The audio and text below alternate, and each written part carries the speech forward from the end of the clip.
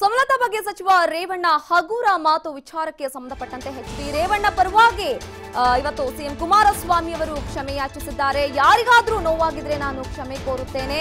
ನಮ್ಮ ಕುಟುಂಬ ಯಾವ ಹೆಣ್ಮಕ್ಳಿಗೂ ಕೂಡ ಅವಮಾನ ಮಾಡಿಲ್ಲ.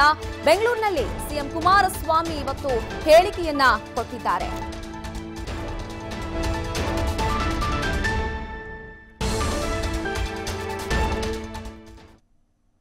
ಇವತ್ತು ಯಾವುದಾದ್ರೂ ಮಹಿಳೆಯರಿಗೆ ಇದರಿಂದ ನೋವುಂಟಾಗಿದ್ದರೆ ನಾನು ರೇವಣ್ಣ ಅವರ ಪರವಾಗಿ ನಾನೇ ಕ್ಷಮೆ ಕೋರ್ತೇನೆ. ನಾಡಿನ ಜನತೆಗೆ, ನಾಡಿನ ಮಹಿಳಾ ಸಮುದಾಯಕ್ಕೆ ನಾನೇ ಕ್ಷಮೆ ಕೋರ್ತೇನೆ. ನಮ್ಮ ಕುಟುಂಬ ಎಂದು ಇವತ್ತು ಮಹಿಳೆಯರಿಗಾಗಲಿ ಸಾಮಾನ್ಯ ಜನತೆಗಾಗಲಿ ಎಂದೂ ನಾವು ಅಗೌರವ ಸಲ್ಲಿಸಿದಂಥವರಲ್ಲ. ಪ್ರತಿಯೊಬ್ಬರನ್ನು ಗೌರವಯುತವಾಗಿ ಕಾಣ್ತಕ್ಕಂಥ ಕುಟುಂಬ ನಮ್ಮದು. ಅದರಿಂದ ಇದನ್ನು ಹೆಚ್ಚು ಪ್ರೆಸಿಪಿಟೇಟ್ ಮಾಡ್ತಕ್ಕಂಥ ಅವಶ್ಯಕತೆ ಇಲ್ಲ. ಯಾರ್ದಾದ್ರೂ ಮನಸ್ಸುಗಳಿಗೆ ನೋವಾಗಿದ್ರೆ ನಾನು ಅವ್ರ ಪರವಾಗಿ, ಅವರ ಕುಟುಂಬದ ಒಬ್ಬ ಸದಸ್ಯನಾಗಿ ನಾನೇ ಕ್ಷಮೆ ಕೋರ್ತೀನಿ. ಇವತ್ತು ಯಾವುದಾದ್ರೂ ಮಹಿಳೆಯರಿಗೆ ಇದರಿಂದ ನೋವುಂಟಾಗಿದ್ದರೆ ನಾನು ರೇವಣ್ಣ ಅವರ ಪರವಾಗಿ ನಾನೇ ಕ್ಷಮೆ ಕೋರ್ತೇನೆ. ನಾಡಿನ ಜನತೆಗೆ, ನಾಡಿನ ಮಹಿಳಾ ಸಮುದಾಯಕ್ಕೆ ನಾನೇ ಕ್ಷಮೆ ಕೋರ್ತೇನೆ.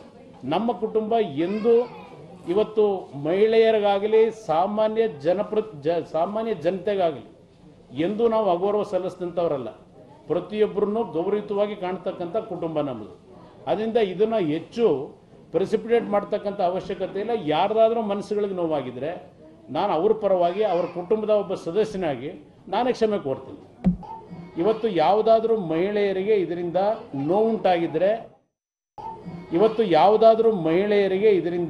ನೋವುಂಟಾಗಿದ್ದರೆ ನಾನು ರೇವಣ್ಣ ಅವರ ಪರವಾಗಿ ನಾನೇ ಕ್ಷಮೆ ಕೋರ್ತೇನೆ.